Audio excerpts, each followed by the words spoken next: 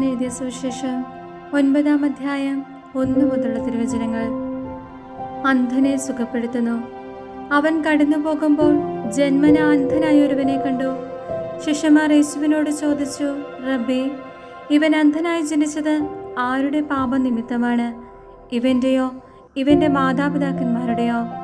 യേശു മറുപടി പറഞ്ഞു, ഇവൻ്റെയോ ഇവൻ്റെ മാതാപിതാക്കന്മാരുടെ പാപനിമിത്തമല്ല, പ്രത്യുത ദൈവത്തിൻ്റെ പ്രവൃത്തികൾ ഇവനിൽ പ്രകടമാകേണ്ടതിനാണ്. എന്നെ അയച്ചവൻ്റെ പ്രവൃത്തികൾ പകലായിരിക്കുമ്പോഴും നാം ചെയ്യേണ്ടിയിരിക്കുന്നു. ആർക്കും ജോലി ചെയ്യാൻ കഴിയാത്ത രാത്രി വരുന്നു. ലോകത്തിലായിരിക്കുമ്പോൾ ഞാൻ ലോകത്തിൻ്റെ പ്രകാശമാണ്. ഇത് പറഞ്ഞിട്ട് അവൻ നിലത്ത് തുപ്പി തുപ്പൽ കൊണ്ട് ചെളിയുണ്ടാക്കി അവൻ്റെ കണ്ണുകളിൽ പൂശിയിട്ട് അവനോട് പറഞ്ഞു, നീ പോയി സീലോഹ, അയക്കപ്പെട്ടവനെന്നർത്ഥം, കുളത്തിൽ കഴുകുക. അവൻ പോയി കഴുകി കാഴ്ചയുള്ളവനായി തിരിച്ചു വന്നു. അയൽക്കാരും അവനെ മുൻപ് യാചകനായി കണ്ടിട്ടുള്ളവരും പറഞ്ഞു, ഇവൻ തന്നെയല്ലേ അവിടെ ഇരുന്ന് ഭിക്ഷ യാചിച്ചിരുന്നവൻ? ചിലർ പറഞ്ഞു, ഇവൻ തന്നെ. മറ്റു ചിലർ പറഞ്ഞു, അല്ല, ഇവൻ അവനെ പോലെ ഇരിക്കുന്നുവെന്നേ ഉള്ളൂ. എന്നാൽ അവൻ പറഞ്ഞു, ഞാൻ തന്നെ. അപ്പോൾ അവർ അവനോട് ചോദിച്ചു, എങ്ങനെയാണ് നിന്റെ കണ്ണുകൾ തുറക്കപ്പെട്ടത്? അവൻ പറഞ്ഞു, യേശു എന്നു പേരുള്ള മനുഷ്യൻ ചെളിയുണ്ടാക്കി എൻ്റെ കണ്ണുകളെ പുരട്ടി സീലോഹായിൽ പോയി കഴുകുക എന്ന് പറഞ്ഞു. ഞാൻ പോയി കഴുകി, എനിക്ക് കാഴ്ച ലഭിച്ചു. എന്നിട്ട് അവൻ എവിടെ എന്ന് അവർ ചോദിച്ചു. എനിക്ക് അറിഞ്ഞുകൂടാ എന്ന് അവൻ മറുപടി പറഞ്ഞു. മുൻപ് അന്ധനായിരുന്ന അവനെ അവർ ഫരിസേയരുടെ അടുത്ത് കൊണ്ടുചെന്നു.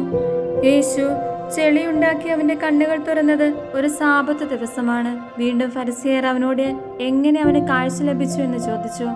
അവൻ പറഞ്ഞു, അവൻ എൻ്റെ കണ്ണുകളിൽ ചെളി പുരട്ടി ഞാൻ കഴുകി, ഞാൻ കാണുകയും ചെയ്യുന്നു. ഫരിസേയരിൽ ചിലർ പറഞ്ഞു, ഈ മനുഷ്യൻ ദൈവത്തിൽ നിന്നുള്ളവനല്ല, എന്തെന്നാൽ അവൻ സാബത്ത് ആചരിക്കുന്നില്ല. എന്നാൽ മറ്റുള്ളവർ പറഞ്ഞു, പാപിയായ ഒരു മനുഷ്യന് എങ്ങനെ ഇത്തരം അടയാളങ്ങൾ പ്രവർത്തിക്കാൻ കഴിയും? അങ്ങനെ അവരുടെ ഇടയിൽ ഭിന്നതയുണ്ടായി.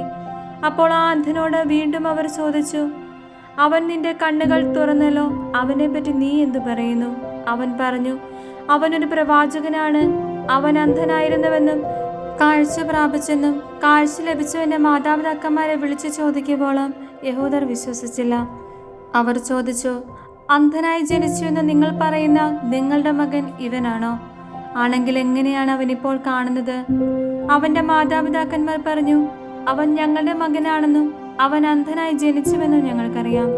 എന്നാൽ ഇപ്പോൾ അവനെ എങ്ങനെ കാണുന്നുവെന്നും അവൻ്റെ കണ്ണുകൾ ആര് തുറന്നുവെന്നും ഞങ്ങൾക്ക് അറിഞ്ഞുകൂടാ.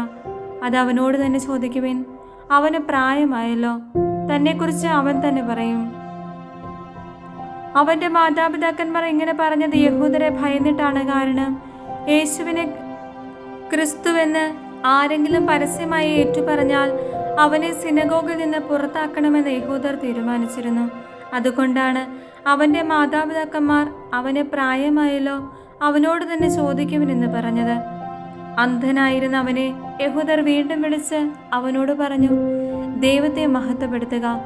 ആ മനുഷ്യൻ പാപിയാണെന്ന് ഞങ്ങൾക്കറിയാം. അവൻ പറഞ്ഞു, അവൻ പാപിയാണോ എന്ന് എനിക്ക് അറിഞ്ഞുകൂടാ. എന്നാൽ ഒരു കാര്യം എനിക്കറിയാം, ഞാൻ അന്ധനായിരുന്നു, ഇപ്പോൾ ഞാൻ കാണുന്നു. അവർ ചോദിച്ചു, അവൻ നിനക്ക് വേണ്ടി എന്തു ചെയ്തു? എങ്ങനെയാണ് അവൻ നിന്റെ കണ്ണുകൾ തുറന്നത്?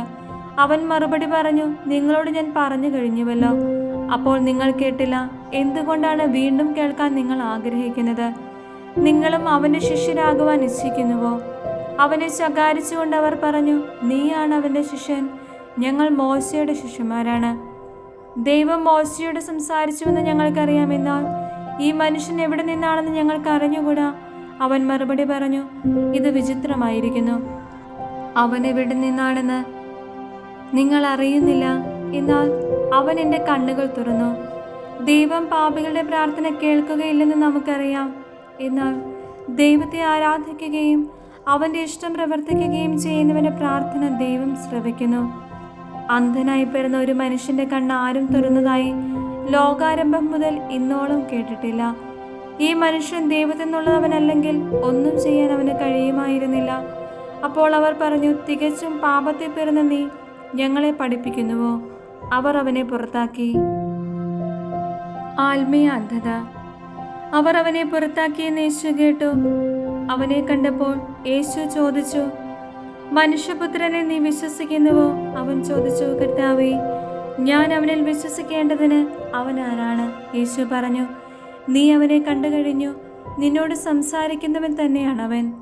കർത്താവേ, ഞാൻ വിശ്വസിക്കുന്നു എന്ന് പറഞ്ഞുകൊണ്ട് അവൻ യേശുവിനെ പ്രണമിച്ചു. യേശു പറഞ്ഞു, കാഴ്ചയില്ലാത്തവർ കാണുകയും കാഴ്ചയുള്ളവർ അന്ധരായി തീരുകയും ചെയ്യേണ്ടതിന് ന്യായവിധിക്കായിട്ടാണ് ഞാൻ ഈ ലോകത്തിലേക്ക് വന്നത്. അവന്റെ അടുത്തുണ്ടായിരുന്ന ഏതാനും ഫരിസേയർ ഇത് കേട്ട് അവനോട് ചോദിച്ചു, അപ്പോൾ ഞങ്ങളും അന്ധരാണോ? യേശു അവരോട് പറഞ്ഞു, അന്ധരായിരുന്നെങ്കിൽ നിങ്ങൾക്ക് പാപമുണ്ടാകുമായിരുന്നില്ല.